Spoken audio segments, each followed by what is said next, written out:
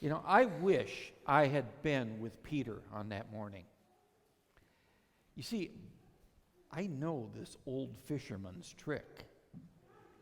When we lived up in Minnesota and we wanted to have visiting family catch some fish, we would go to this bridge. It was right on the channel between Little Detroit and Big Detroit Lake. And we would ready our poles. We'd have a couple of 5-gallon buckets. This is not optimism. This is real. 2 5-gallon buckets. And then I'd bring out the secret weapon, a can of sweet corn. And we would take 1 kernel of sweet corn, tip the hook, drop it down over the rail of the bridge. Wait a minute, and we had a nice sunfish on the end of the line. So you just haul it up, put it in the bucket, tip the hook with another piece of corn, and repeat. And you keep going. We had a wonderful catch of fish. It always worked. It was great. And I would have gladly shared that old trick with Peter. And I know he would have listened. I mean, he really seemed to want to get back to this fishing business after the Jesus movement kind of collapsed. But after taking 6 other disciples out for a night of fishing, he had come back empty-handed. Now, any fisherman with empty nets, empty buckets, empty stringer, they're very open to suggestions, right, Dave? That's the time you could sell a fisherman about anything. I mean, I could have sold Peter on canned corn, Hoosier night crawlers, or the electronic twitching lure, guaranteed to catch a fish every time. He'd be open to suggestions. But instead, Peter listens to this total stranger shouting from the shore. He tells him to fish in broad daylight, throwing his nets just off the right side of the boat. That's not expert advice, but the nets go out. And the catch of fish is wonderful. Now, once a person has that wonderful catch of fish, the real story begins. You know, whether you're spending time cleaning those buckets of fish or just hauling that loaded net to shore, somebody is going to ask, where'd you get those fish? They want to know. Was something wonderful that question can be answered? You could answer it a couple of ways. The first would be just to give a factual answer. It says, well, it was about 6 in the morning and we were 100 yards offshore and we just dropped the nets and we got them. We were just on the bridge and we dropped the poles over and we hauled in fish. You know, sometimes the facts are that we are just in the right place at the right time. Or it may be that our hard work, our planning wisely, our listening to the right people, we found opportunity and we worked on it. Those factors just played into a successful catch. But we also know that while facts simply tell what happened, there may be a deeper level. We know that not everything that happens is all us. There are other elements beyond our direct control. There may be coincidences or gracious surprises. And as we ponder that, we begin to hear the faith answer. This is the Lord's doing. The full nets recall the time of 5 loaves and 2 fish, feeding 5,000 people.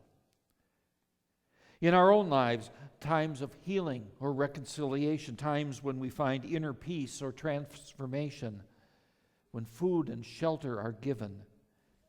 These things are direct links to things that God has done before. And so faith calls us to speak with the beloved disciple. It is the Lord. Being in the presence of the risen Jesus brings wonderful events.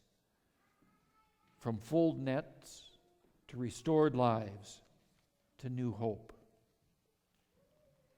But a wonderful catch of fish is not the whole story. Did you catch what happens next? Peter jumps out of the boat and swims for shore 100 yards away. Now, I spend a lot of time on a 25-foot boat on a big lake.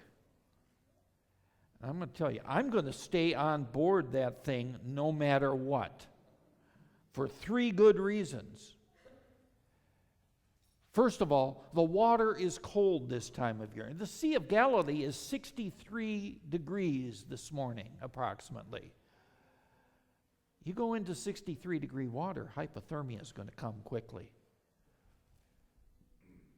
Second, 100 yards may not sound like much, but when you're going to be swimming through open water, fully clothed, it's a fair distance.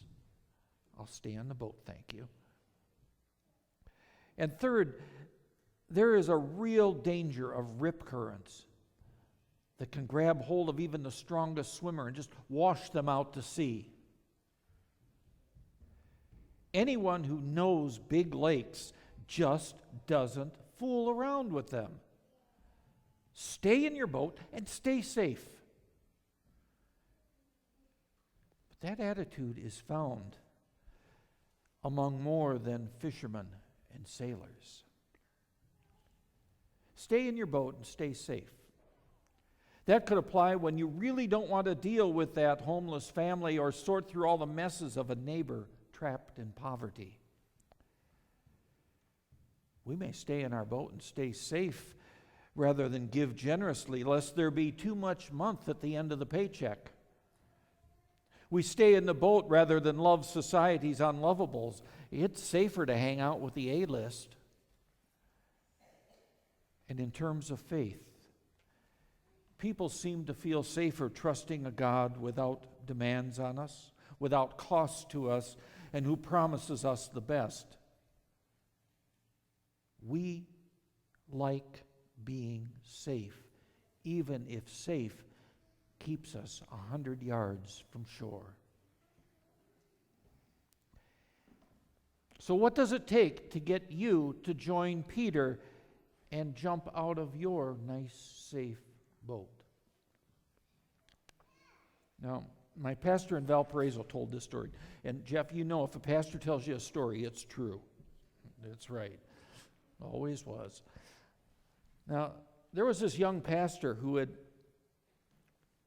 as he was in the parish, his secretary noticed that, he could use some companionship, so she brought him a kitten. And as felines will do, this kitten got out the door and went up one of the trees in the yard and was not coming down. No way, no how. Now, the pastor was smart enough to go and get a long length of rope. It was kind of a slender tree. So he got up as high as he could and kind of tied the rope on, tied the other end down to his car, and he slowly started to move. And sure enough, that tree was bending down. It was coming down, and he was going to be able to get that kitty out and take care of it. And just as he put the car in park and opened the door, he watched the knot come loose. That cat sailed over at least 3 houses into the next block or so. The pastor walked around, tried to find it, but he was never going to touch that cat again. After the cat incident, he had to go to the grocery store, pick up some stuff, and while he was there, he noticed one of his parishioners in the pet food aisle picking up a 20-pound bag of cat chow. And Mrs. Johnson had a hatred of cats that ran pretty deep. So he just had to ask us, Mrs. Johnson, I know you don't like cats, and here you are buying 20 pounds of cat food. Do you mind my asking what's going on? And she says, I've got to tell you, I've told my girl for years there's never going to be a cat in my house. And today I saw her out in the backyard. She was on her knees. She was looking up to the heavens and saying, God, would you please bring me a cat? And just then this kitten came over the neighbor's house and landed right in her lap. And if God can answer prayers like that, I'm buying cat food. He said, that's a true story.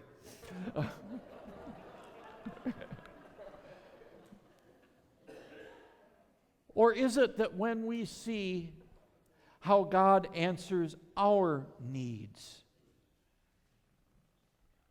we finally become convinced to jump out of the boat? That man on the shore totally shows us how God works. He unconditionally loves everybody. He proclaims God's mercy, God's justice, His righteousness, and His grace for you. He heals. He forgives. He shows God's power over deadly storms, destructive evil, human arrogance. And He declares that true power lies in humility and self-giving. That nothing in this world is worth being close to God. And that true love never lets go.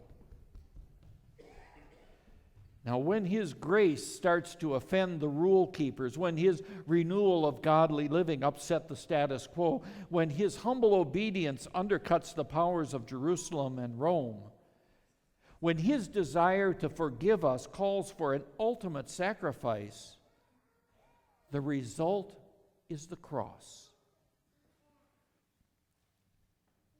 There on the cross, we see love perfected. We see the hope of life given to the Father, and our 100 yards from shore moments are laid on Him. But on Easter morning, Jesus rises from death. That resurrection declares His love is unbroken, His grace is boundless, His hope is eternal.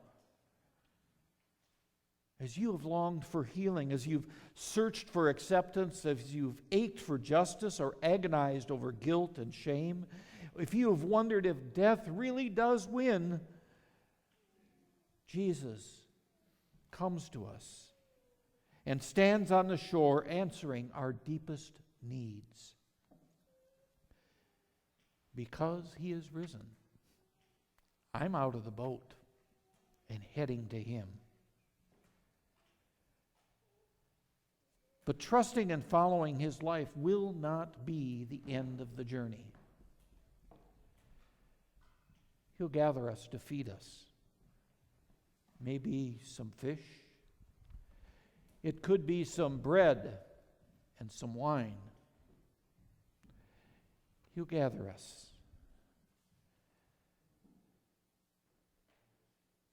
Us people who have said, I don't know you in so many ways.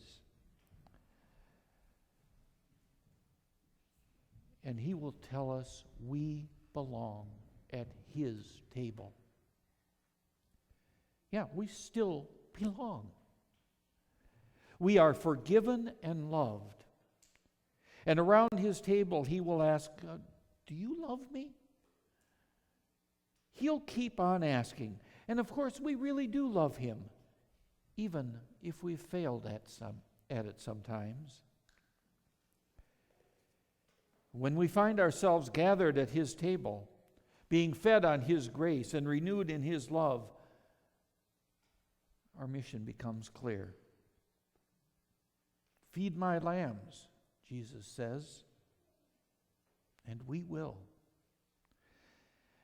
Because we have been caught in His wonderful life and love, today and forever. Amen.